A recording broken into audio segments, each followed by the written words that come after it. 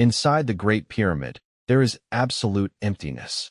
No mummies, no treasures, not a single inscription on the walls. Just 3 million stone blocks. Each block weighs 2.5 tons, fitted with millimeter precision, designed to protect nothing. Think about it. 138 pyramids exist in Egypt, and not a single one contained a pharaoh's body. Not one. We are told they are tombs, but where are the dead? Official science claims slaves built this. They say peasants built the Great Pyramid in 20 years using copper tools, no wheels, no iron, and no cranes. 2,300,000 heavy stone blocks. In 20 years. That means one block every 4.5 minutes, day and night, without a break, for 2 decades straight. Sounds like nonsense, right? I thought so too, until I saw the documents. By the end of this investigation, you will understand why the official building version is physically impossible.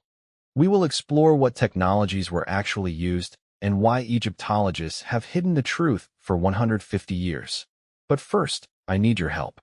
Look, the Great Pyramid stands on the Giza Plateau. The base is a perfect square with sides of 230 meters. The deviation is only 58 millimeters. That is a precision of 0.02%. Modern builders with laser levels cannot always achieve such accuracy. How did people without iron tools do this? Write your theory in the comments. I wonder how many of you suspect something is wrong here. Friends, we created a channel for additional facts and documents. Let us analyze the official version taught in schools. The pyramid was built by Pharaoh Khufu, known to the Greeks as Cheops, around 2560 BC. Construction took 20 years with 20 to 100,000 workers. Tools included copper chisels, wooden wedges, and stone hammers. It sounds logical until you start counting. The first discrepancy is time. 2,300,000 blocks in 7,300 days. That is 315 blocks every single day. Imagine the process. Quarrying the block, shaping it, transporting it from 800 kilometers away, lifting it to 146 meters, and placing it perfectly. Mark Lehner, a lead defender of the official version, tried to cut one block with 12 people using replicas. It took 8 days for one single block. But wait, there is more. Inside the pyramid, there are granite blocks. Red Aswan granite has a hardness of 7 on the Mohs scale, while copper is only 3. Cutting granite with a copper chisel is like cutting concrete with a plastic knife. The tool would wear out before you even made a single scratch. In the king's chamber, there are 9 granite ceiling slabs. In 1995, engineer Christopher Dunn, who spent 20 years in aerospace, examined the sarcophagus. He used precision tools meant for jet engines. The surfaces were perfectly flat, with a deviation of 0.02 millimeters. This is industrial-level precision. Dunn sent his report to scientific journals, but he was met with total silence. No Egyptologist commented. And this is just the beginning of the inconsistencies. The third discrepancy is geography. The pyramid stands at 29.979 degrees north latitude. Remember that number, 29.979. Now recall the speed of light, 299,792,458 meters per second. The first 7 digits are identical. Is it a coincidence? Perhaps. But then explain the perimeter and height ratio. Divide the perimeter by twice the height, and you get 3.14. That is pi to the hundredths. Also, a line from the apex to the north passes through more land than any other line. It is the center of the landmass. Bronze Age Egyptians did not know about America or Australia. Who knew the center of the earth? Or did they know? The fourth discrepancy is the most alarming. Historians claim Khufu built it, based solely on a cartouche found in the relief chamber. It was discovered by Howard Weiss in 1837. He also found an inscription in red ochre saying Friends of Khufu. But there is a problem. Weiss came to Egypt with the sole goal of becoming famous. Before this, he spent a fortune on an expedition but found nothing. Investors were demanding results. Moreover, the inscription contains a glaring spelling error. The name Khufu is written using the Ra sign, the sun god symbol. But during the 4th dynasty, this sign was never used in royal names. It is like finding a Roman coin with an inscription in modern Italian. Thirdly, and this is key, no Egyptologist saw this inscription before Weiss. The relieving chambers had been sealed for millennia. Weiss opened them with dynamite, alone, without witnesses. And a few months later, a surprise, he found exactly what he sought. Two German researchers, Stefan Erdmann and Dominique Gorlitz, took a paint sample from the cartouche in 2013 for analysis. The result showed the paint contains modern chemical compounds. Not ancient, but modern. They were accused of vandalism and banned from Egypt. The research materials were classified. Why? If the cartouche is genuine, show the analysis results. Instead, there are bans, accusations, and silence. Fine. Let us assume, just assume, that the official version is wrong. Let us look at the physical artifacts. At the stones. At the tool marks. In 1983, petrographer Joseph Davidovits proposed a theory. The pyramid blocks were not cut from rocks. They were cast like concrete. Sounds crazy? Look at the facts. Davidovits took limestone samples from the pyramid and the Tura quarry, where the stone was allegedly taken from. He conducted a chemical analysis. The result is that the composition is different. Pyramid blocks contain microscopic air bubbles, like hardened foam. Natural limestone does not contain such bubbles. It is dense and uniform.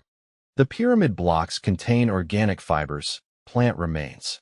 In natural limestone 50 million years old, there is no organic matter. It would have decomposed long ago. Davidovits concluded that the Egyptians knew the technology of making artificial stone, geopolymer concrete. They mixed limestone dust with water and a binder, possibly natron.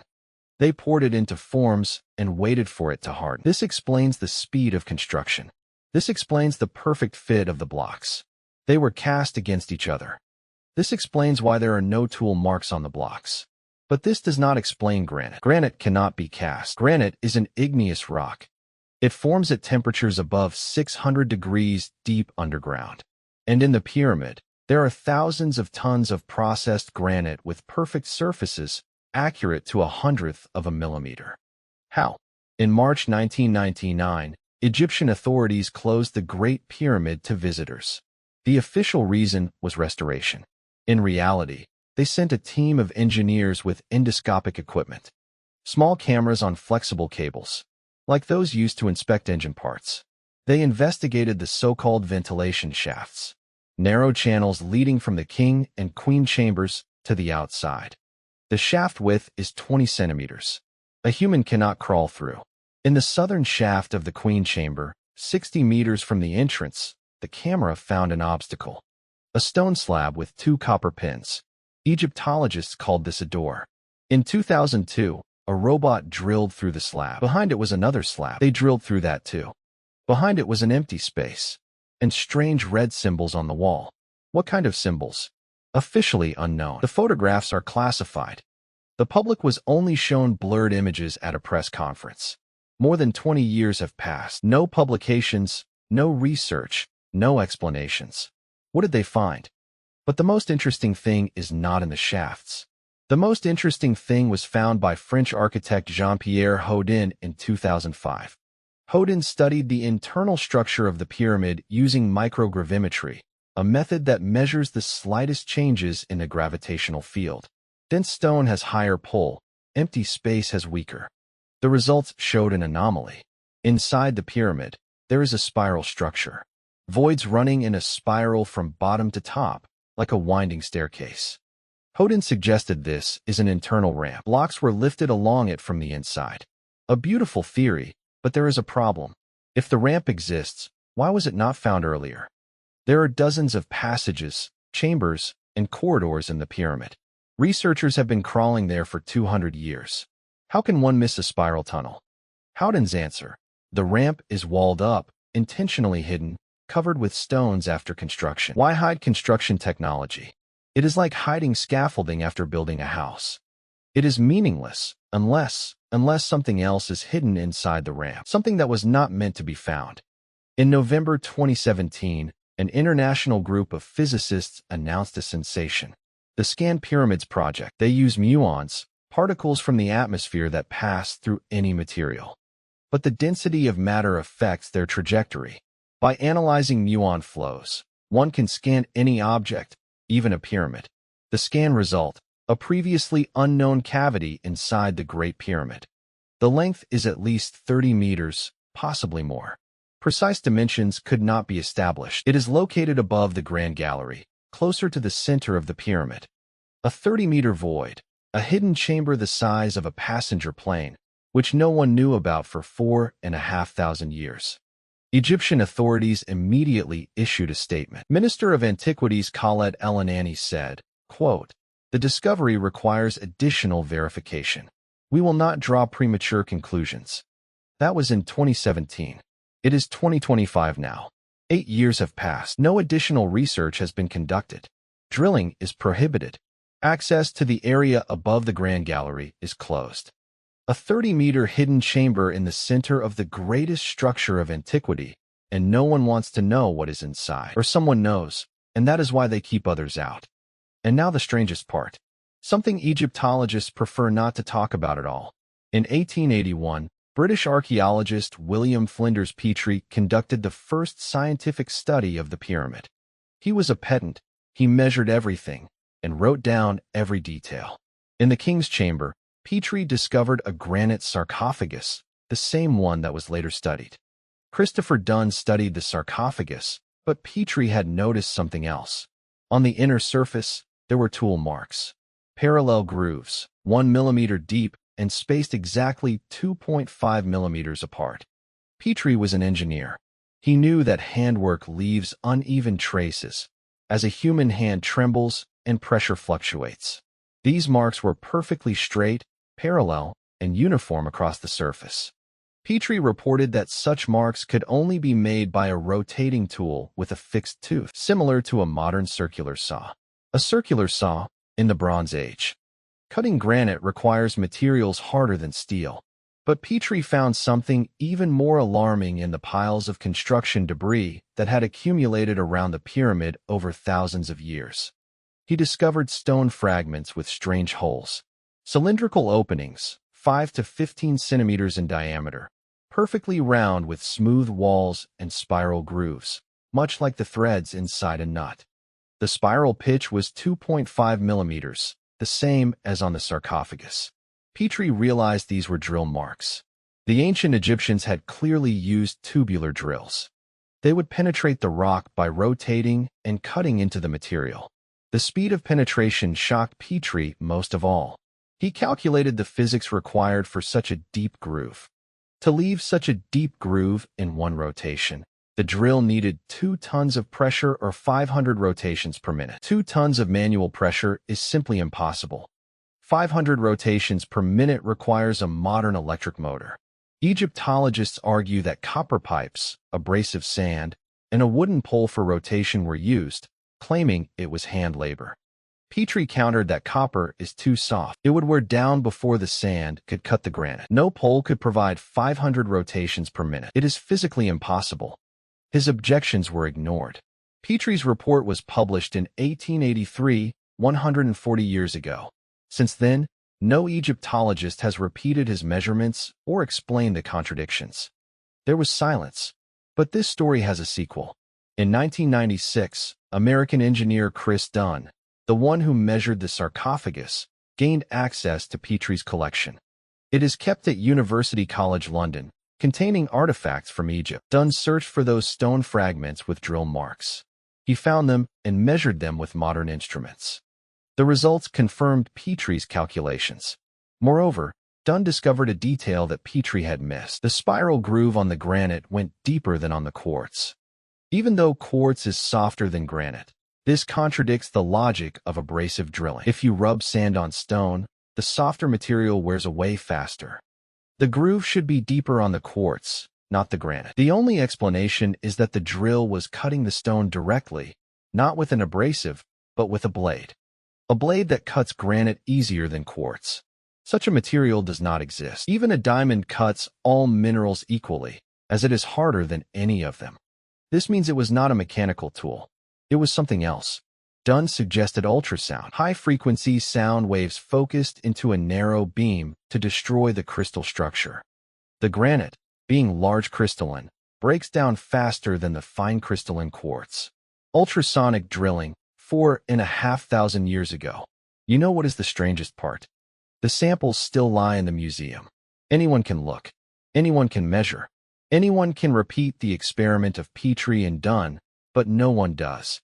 Egyptologists avoid this collection. It is not written about in textbooks or discussed at conferences. It is as if these artifacts do not exist.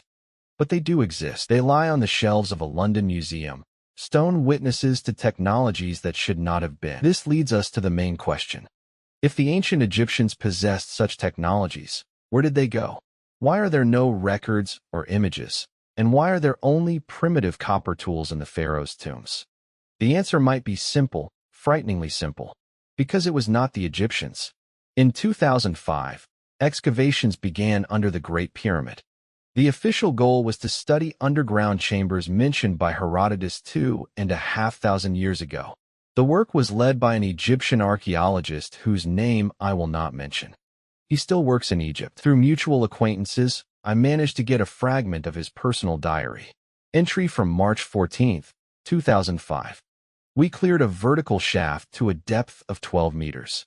The air is heavy, almost stagnant. Flashlights barely pierce the darkness.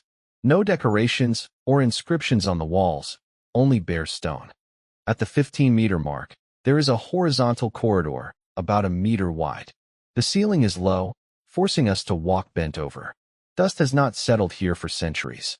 Our footprints are the first in a very long time. 40 meters later, there is a chamber. Small, about 4 by 4 meters. In the center, there is an object. Here the entry ends. The next one is dated March 23rd, 9 days later. Not a word about the discovery.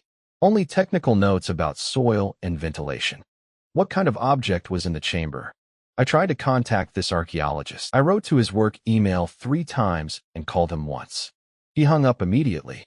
The excavations were stopped in April 2005. The official reason was lack of funding. The entrance to the shaft was concreted over. But something did leak out. A guard who worked on the excavation, whose name I will not mention as he signed a non-disclosure agreement, told a journalist that a box was lifted from the shaft. It was a small box, the size of a shoebox. Wooden, metal-clad. Very old.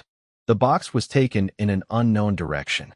Not to the Cairo Museum. The journalist checked. Not to the Ministry of Antiquities storage. There are no records there either. It simply vanished. What was in the box? We do not know, not yet. But in the next part, I will tell you about a person who claims to have seen the contents.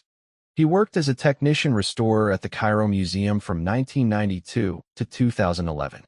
In 2018, 13 years after those excavations, he contacted an independent researcher from Germany. Said, I need to tell you something, while I am still alive. The meeting took place in Hurghada, a resort city with many tourists, easy to get lost. The conversation was recorded on a dictaphone. A copy of the recording is with several people, in case the original disappears. This is what Ahmed told. In April 2005, he was called to the administrative building of the Ministry of Antiquities. Without explanations, simply said come. He went to the office. 3 people were sitting there. 2 of them he knew, officials from the ministry. The third one he saw for the first time, a European. Gray hair, around 60 years old, expensive suit, spoke Arabic with a French accent. On the table stood a box, wooden, covered with metal stripes, the size of a shoebox. The wood had darkened with time, but was preserved remarkably well. Ahmed was told to conserve the contents. Standard procedure, processing, documentation, packaging for storage, work alone, tell no one. He agreed, then did not understand what he was getting into.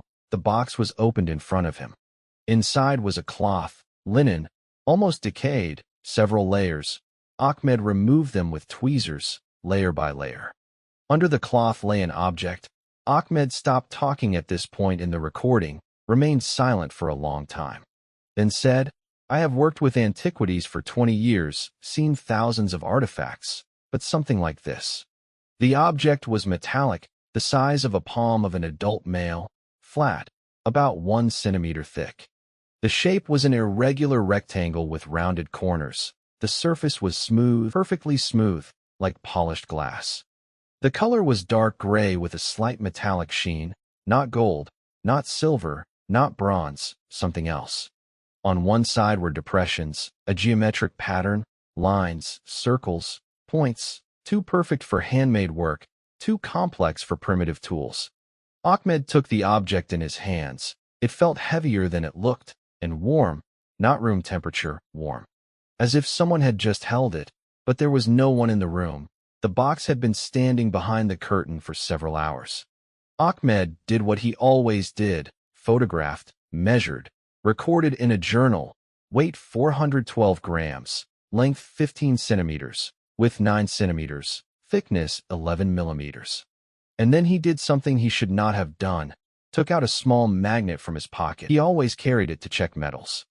Brought it close to the object. The magnet did not attract and did not repel.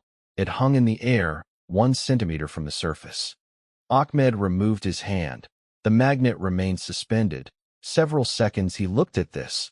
Then the magnet fell, as if something had turned off. Ahmed tried again. The same effect. The magnet hung in the air for several seconds, then fell, every time. He did not know what it meant, but understood. This is not an ancient artifact. This is something completely different. The next day the object was taken away. The same European came, with 2 men in plain clothes, silently packed the box into an aluminum case, silently left. Ahmed was told to forget. Nothing happened. The documentation was destroyed in front of him, burned in a metal bucket in the office. But the photographs he had taken, he kept, made copies on a flash drive before returning the camera. These photographs are the only evidence that the object existed. The researcher from Germany saw them, says the quality is poor, taken with an old phone. But the main thing is visible, the geometric pattern on the surface. You know what it looks like, a microcircuit. I understand how it sounds, a microcircuit, for 1,500 years old, uncovered for thousands of years, dust on the floor untouched. Fact 2. The material of the object is not identified, not gold, not silver, not bronze, not iron, something else. Fact 3. The object created a magnetic anomaly. The levitation of the magnet is not a trick, it is physics. The Meissner effect. Superconductors repel a magnetic field, but superconductivity is only possible at very low temperatures, -200 degrees and below. But the object was warm. Fact 4. The pattern on the surface is geometrically correct, repeating, complex, exactly what printed circuit boards look like. Either Ahmed is lying, or under the pyramid, we found technology that should not exist. I tend to the second, and here is why. Ahmed's story is not the only one. In 1936, a British engineer, Walter Bryan Emery, worked on excavations in Saqqara, 30 kilometers from Giza. Under one of the small pyramids, he found a chamber with unusual objects, among them, stone discs. Flat, round, diameter about 30 centimeters, with a hole in the center, similar to gramophone records. Several hundred discs, stacked, on the surface, spiral grooves, like on a vinyl record, from the center to the edge. The cause was a breach of research protocol. 2 years later, Ghanem died. He drowned in the Nile under strange circumstances, and his body was found 3 days later. The discs are still held in the Cairo Museum archives. Research is forbidden. Even photography is banned. But wait, stone discs with grooves are one thing. Magnetic levitation is quite another. How are they connected? To understand the link, we must return to the beginning, to the most important question of all. Why was the pyramid built? The official version claims it is a tomb, but we already know that not a single mummy was found inside, nor treasures, nor funerary inscriptions. An alternative version suggests it was a temple, a place for rituals, but the interior chambers are too small for ceremonies, and the corridors are too narrow for processions. Most importantly, there are no images of gods. Not one. There is a third version. Textbooks do not mention it, but more independent researchers support it. The pyramid is a machine. Engineer Christopher Dunn, who studied tool marks, published the book The Giza Power Plant in 1998. His theory sounds wild. However, It explains what official science cannot. Look, the Great Pyramid is built of limestone, but the King's Chamber is made of granite, which contains 30% quartz. Quartz has a piezoelectric effect. Under mechanical pressure, it generates an electric charge. The pyramid weighs 6 million tons, creating colossal pressure on the lower blocks. The quartz in the King's Chamber granite is under constant compression. Theoretically, it should generate electricity. But that is not all. There are 5 so-called relieving chambers above. Officially, they distribute weight to protect the chamber from collapsing. 5 chambers, 5 different sizes, 5 different resonant frequencies. Like 5 guitar strings. They amplify vibrations of certain frequencies and suppress others. What frequency? Dunn calculated about 100 Hz. A low hum, almost infrasound, at the edge of hearing. Know what is interesting? The Earth vibrates too. The Schumann resonance, the planet's natural electromagnetic frequency, is about 8 Hz. The 12th harmonic is 96 Hz. Almost 100. Coincidence? Thus, Dunn's theory is that the pyramid is a device for collecting and amplifying energy, both acoustic and electromagnetic. The shafts, called ventilation shafts, are actually waveguides. They direct sound waves from the outside into the pyramid. The Grand Gallery is a resonator. Its strange shape, a corridor widening toward the top, is perfect for amplifying low frequencies. The King's Chamber is the heart of the system. Granite blocks under pressure generate electricity. The resonators above the chamber amplify vibrations. Quartz converts mechanical energy into electricity. The sarcophagus in the center of the chamber is not a grave. It is a capacitor, a device for storing charge. Dunn believes a powerful electric field formed inside. Perhaps plasma, perhaps something else. Madness. Maybe. But this theory explains 3 mysteries that official science cannot explain. First mystery. Why is there no soot inside the pyramid? Ancient Egyptians used oil lamps and torches. Any light source from that time produced smoke and soot. The walls of tombs are covered in soot, which is normal.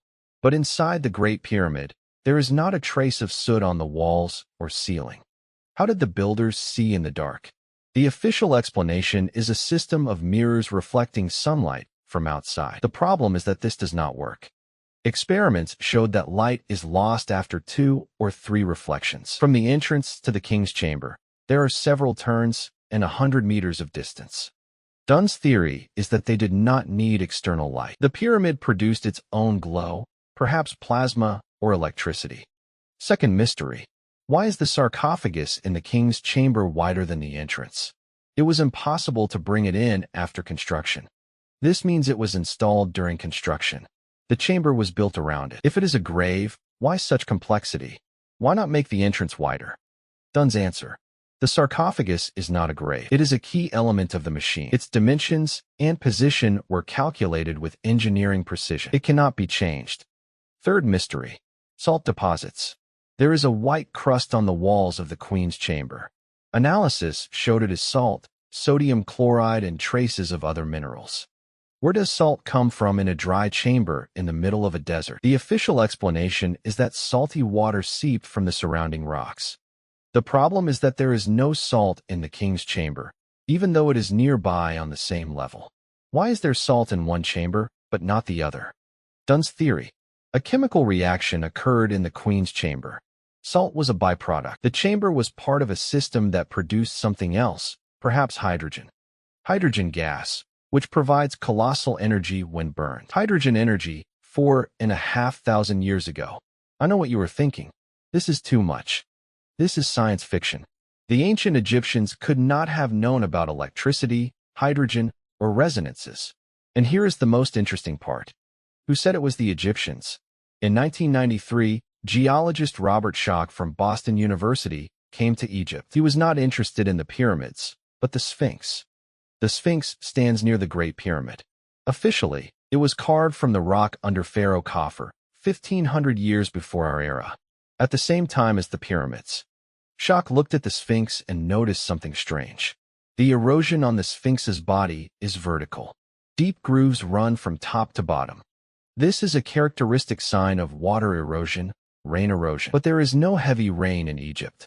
The last wet period ended about 7,000 years ago, then the desert. If the Sphinx is 2,500 years before our era, it never saw rain. Where did the water erosion come from? Schoch concluded the Sphinx is much older. At least 7,000 years old. 12,000 years ago.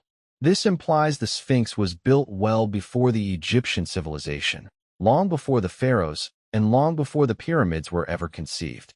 Or perhaps they were built simultaneously, assuming the pyramids are also far older than we have been told. Egyptologists tore Schoch apart, calling him a fraud and denying publications. But Schoch is no amateur. He is a geology professor who spent 20 years teaching at Boston University. His specialty is the erosion of rock formations and stone. He knows exactly what wind erosion looks like versus water erosion. It is his job. He states the Sphinx shows clear signs of water. Massive amounts of water. Thousands of years of torrential rain. Egypt has not seen such rainfall since the end of the last ice age, roughly 10 to 12,000 years ago. 12,000 years ago. Remember this date. It marks the end of the last ice age and global warming, where sea levels rose 120 meters. Around that same time, geologists report a series of catastrophic floods, glacial melting, lake bursts, and tsunamis. According to Plato, this is when Atlantis was lost. Coincidence? Now, the most important part. In 2016, a group of German and Egyptian researchers conducted carbon dating on the mortar binding the pyramid blocks together. The result was 4,000 to 5,000 years. This matches official dating. But that same year, a Ukrainian group extracted organic samples from the blocks themselves. Remember the theory about geopolymer concrete? If the blocks were cast, they might contain organic impurities like plants or algae. The analysis yielded 7,000 to 12,000 years. A difference of 2 to 3 times. How is this possible? Only one way. The blocks were made long before they were bonded with mortar, much earlier.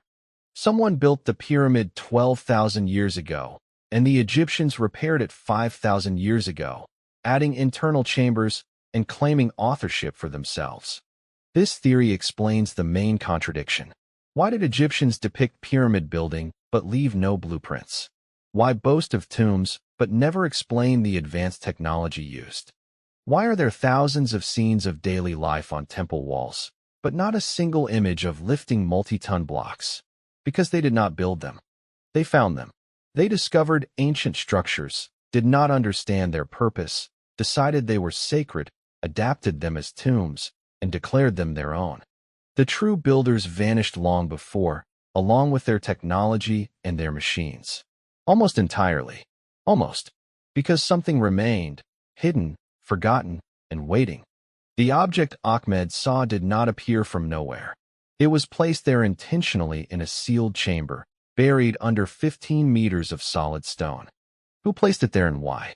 The answer might lie in another discovery that even fewer people know about. In 1993, Rudolf Gantenbrink sent a robot inside. Gantenbrink was removed, his equipment confiscated, and the records classified. For 9 years, the slab was left untouched. In 2002, public pressure forced them to continue. The new robot drilled through the slab. Behind it was another slab. They drilled that too. Behind it lay an empty space and something on the wall. Officially, these were red markings. Paint on stone. Construction marks from ancient workers. But one robot operator later told a journalist these were not marks. They were symbols, organized in rows and columns like text, but not hieroglyphs. Something else, something unfamiliar. High-resolution photos remain unpublished after 20 years. There is a person who claims to know. He asked for anonymity. He worked in an organization linked to the Egyptian government and saw materials no one else saw. Through an intermediary, he delivered a message. The symbols behind the door are not Egyptian. They are much older, and they repeat. The same symbols were found elsewhere, thousands of kilometers from Egypt, on another continent, on a monument officially unrelated to the pyramids. Where? 1994, Turkey. Göbekli Tepe. German archaeologist Klaus Schmidt began excavations at a site locals considered just a pile of stones. A previous expedition in the 60s dismissed it as a cemetery. Schmidt dug deeper. Beneath the earth was a temple complex. Dozens of stone pillars up to 6 meters high, each weighing 10 to 20 tons. The pillars feature bas-reliefs of animals, snakes, foxes, lions, and birds. Carbon dating confirmed their age, 11 to 12,000 years. This is 6,000 years older than Stonehenge and 7,000 years older than the Egyptian pyramids. Göbekli Tepe is the oldest known megalithic structure on Earth, and on some pillars, there are symbols. Geometric, repeating, the same ones from behind Gantenbrink's door. I have seen the photos and compared them. Sure, the shaft photos are low quality. Sure, the symbols on the Göbekli Tepe pillars have weathered over 12,000 years. But some elements are identical. A circle with a dot in the center. 2 parallel lines with a crossbar. A 7-turn spiral. This could be a coincidence. Basic geometric shapes. Any human could have invented them independently. Or maybe not. Maybe it is one language, one code, one civilization from 12,000 years ago. Here is what we know for sure. 12,000 years ago, someone built Göbekli Tepe in Turkey, a complex of giant stone pillars. 12,000 years ago, someone built the Sphinx. Or they began building the pyramids. 12,000 years ago, the last ice age ended, and the climate changed forever. Sea levels rose, drowning entire regions. Then, silence. For 4,000 years, no trace of civilization, no monuments, no records, nothing at all. Only about 6,000 years ago, the first known civilizations like Sumer and Egypt appeared. It is as if they started from scratch, or perhaps from what remained. Returning to the pyramid, if it was built 12,000 years ago, who built it, and why did they vanish? Official science claims such people never existed. Civilization supposedly began 6,000 years ago, with only hunters and gatherers before that. But 12,000 years ago, a developed civilization already existed on Earth, not like ours, but different, capable of building monuments, carving stone, and creating something more. Then a catastrophe occurred, perhaps a comet, a flood, or something else. The civilization perished almost entirely. A few survived. They scattered across the world, becoming gods to primitive tribes, passing on some knowledge and building new structures. Eventually, they died too. Knowledge was lost. Technologies were forgotten. Only the stones remained. Pyramids, temples, columns, and something hidden away. Hidden in case their descendants would find, understand, and restore it. That object under the pyramid, with magnetic levitation, could be the key. Not a key to a door, but a key to understanding. A prototype of technology and instructions. If studied properly, we could learn how the pyramid machine functioned, what it produced, why it was needed. But it was taken, hidden, and transported in an unknown direction. Who took it? Ahmed does not know who that European was. But he remembered one detail. On the lapel of the jacket, a small, almost invisible pin. A golden compass and square. A Masonic symbol. I am not a fan of conspiracy theories. Truly, I am not. But facts are facts. Masonic organizations exist. They are closed. They are influential. Among their symbols is the pyramid with an eye. The very same one on the dollar bill. Why a pyramid? Officially, it is a symbol of enlightenment. The eye at the top represents divine knowledge. But what if it is more than just a symbol? What if the Masons know something about the pyramids we do not? In 1798, Napoleon Bonaparte invaded Egypt.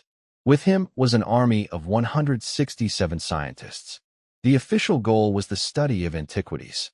Napoleon spent a night inside the Great Pyramid, alone, in the king's chamber. When he came out in the morning, he was pale. Deutons asked what happened. Napoleon replied, "If I tell you, you will not believe me." He never spoke on this topic again for the rest of his life. What did he see and experience? On his deathbed in 1821, he started to tell the story, but stopped mid-sentence. He said, "No, what is the point? They will not believe me anyway," and he died.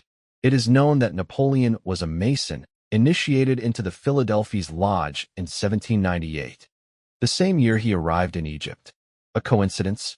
Napoleon brought back more than just the Rosetta Stone. He brought back knowledge, records, and possibly artifacts. What became of these artifacts? Some are in the Louvre, officially, under glass. But others are somewhere unknown. In private collections, enclosed storage facilities. In the hands of those who know more than they say. We are reaching the main point. All of this, Ahmed, the magnetic levitation object, the symbols, the connection to Göbekli Tepe, these are parts of a single puzzle. The pyramid is not a tomb. The pyramid is a machine, or part of a machine, part of a system. The system was created by a civilization we do not know 12,000 years ago or earlier. The system was disabled, broken, or turned off. But something remains, hidden inside, waiting. And there are people who know this, who found it, who are hiding it. Remember the hidden chamber, 30 meters long? The one discovered in 2017 using muon tomography. For 8 years, not a single study, not a single publication. Access is denied. What are they hiding there? I tried to find out. Who are you, they asked. They said the same thing, no comments. But one person, I cannot name him, he still works in academia, said over the phone, there is something there, not empty space, something. And when they saw the scan results, I have never seen such an expression on the project manager's face. He turned pale, and then the connection cut off. What is there? Another artifact? A library of ancient knowledge? The body of an unknown creature? Or something worse? Something that cannot be shown to the world? Something that will turn everything upside down? There is unverified information from an anonymous source that in 2019 they did enter the chamber. Secretly. At night, without publicity. And they carried something out. But more on that in the next part. Because what they carried out changes absolutely everything. The entire history of humanity. Everything we were taught. Everything we believed in. And it explains why this truth is being hidden so desperately. November 2019, Giza Plateau. Officially, the pyramid is closed for restoration. For the 3rd month now, tourists are not allowed. Security is reinforced. Along the perimeter are men in civilian clothes, not Egyptians. At night, from the 23rd to the 24th of November, 3 unmarked vans drove to the north entrance. License plates covered in mud. Inside was equipment. What exactly is unknown. The guard on duty that night, later fired without explanation, told a friend. They worked until dawn. I heard the sound of drilling. Dull low. The ground under my feet was vibrating. By 6 in the morning, the vans drove away. In one of them, an aluminum container the size of a coffin. What was in the container? The source I referred to in the last part. They consider themselves guardians, protectors of order, shielding humanity from a truth that would destroy it. But who gave them the right to decide for us? Let us return to the pyramid as a machine. If this theory is correct, and facts support it, the pyramid generated vast amounts of clean, free energy. Energy derived from Earth's vibrations and planetary resonance. An inexhaustible source. Now, consider who would suffer if people discovered such technology. Oil companies? Gas corporations? The global energy market is worth trillions of dollars annually. Trillions. Wars are fought over oil, and nations collapse because of gas pipelines. Suddenly, someone claims the ancients knew how to extract energy from stone and air for free, forever. Do you honestly think they would let that escape? I do not claim oil magnates hide artifacts. I do not claim the Rockefellers personally ordered the sealing of a shaft beneath the pyramid. But I do claim this. There are influential, transnational forces that profit from keeping humanity in ignorance, controlling energy, information, and history itself. These forces work every single day, every single hour. Yet, there is hope. Remember the symbols? The ones found behind the Gantenbrink door? Those same symbols repeated on the pillars of Göbekli Tepe, they exist in one more place. In 2014, a group of researchers from Russia found them. Let us call them Group X. They gained access to unpublished photos from Egyptian archives. Do not ask how. Not every official is corrupt. Some seek the truth. Among the files was a photo from 1925, Howard Carter's expedition, the man who discovered Tutankhamun's tomb. The photo shows an underground chamber wall. The location is not specified, but the wall is covered in symbols. A circle with a dot, parallel lines with a crossbar, 7 turned spirals, and something else, absent from Göbekli Tepe or Gantenbrink's door. A schematic. The design covers roughly 2 square meters of the wall, featuring lines, circles, and rectangles. Group X showed the photo to engineers without context. The answers matched perfectly. All five identified it as an electrical circuit, a schematic for a device. A high-frequency specialist added that it looks like a complex resonance circuit designed to operate with frequencies between 50 and 200 Hz. 50 to 200 Hz. The exact range calculated for the pyramid machine. Coincidence?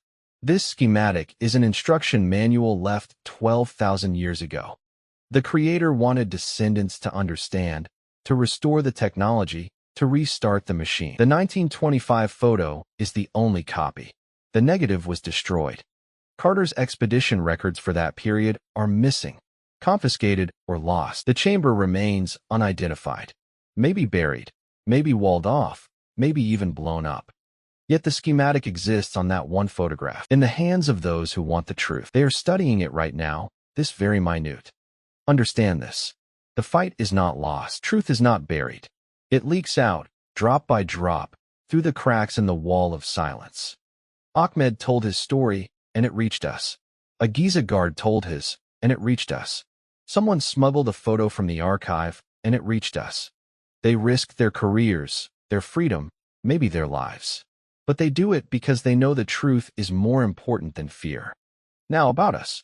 We are not scientists with clearance, or officials with archive access, or billionaires with collections. We are ordinary people seeking the truth. And we have a weapon. The only one, but it is powerful. We are many. Those hiding the truth number in the thousands. We are millions. Hundreds of millions worldwide. Every viewer of this video, every reader of independent research, everyone who asks questions instead of swallowing the official narrative. We are a force that cannot be stopped. Do you know why I believe in victory? In 1993, when Schock published his findings on the Sphinx, he was ridiculed. Egyptologists called him a charlatan, and the media ignored him. Today, 30 years later, more geologists agree with him. Water erosion on the Sphinx is a recognized fact. Official dating is in question. In 1998, when Dunn published the pyramid machine theory, he was called crazy. Academics refused to even discuss it. Today, 27 years later, engineers worldwide study his calculations, find new confirmations, and build working models. In 2017, a hidden chamber was discovered, and authorities promised further research. 8 years of silence. But the pressure is mounting. Petitions are signed by millions.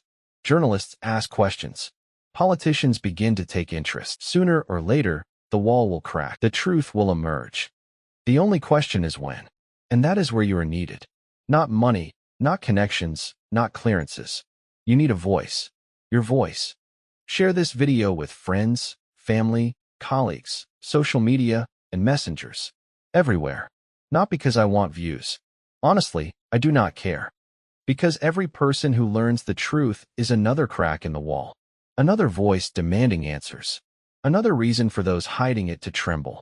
They fear exposure. That is their weakness. While we are silent, they are calm. When we speak, they tremble. I know what you're thinking. One repost won't change anything. Maybe it won't. But one repost is like a drop in the ocean. The ocean is made up of billions of drops, and when they come together, they can bring down walls. In 1989, the Berlin Wall fell not due to tanks or bombs, but because people took to the streets and said, enough. In 2011, a regime of 30 years fell due to the power of the people. The truth is, we're always being told we're powerless, that everything is decided by those in power. But that's a lie, the biggest lie of all. If we believe it, we'll remain silent. If we remain silent, they'll win, and that's something we can't let happen. Let's return to the pyramid, which has stood for at least 4,500 years, possibly 12,000. It has survived the pharaohs, the Romans, the Arab conquest, Napoleon, and the British. It has survived 2 world wars, and will survive those who hide the truth today.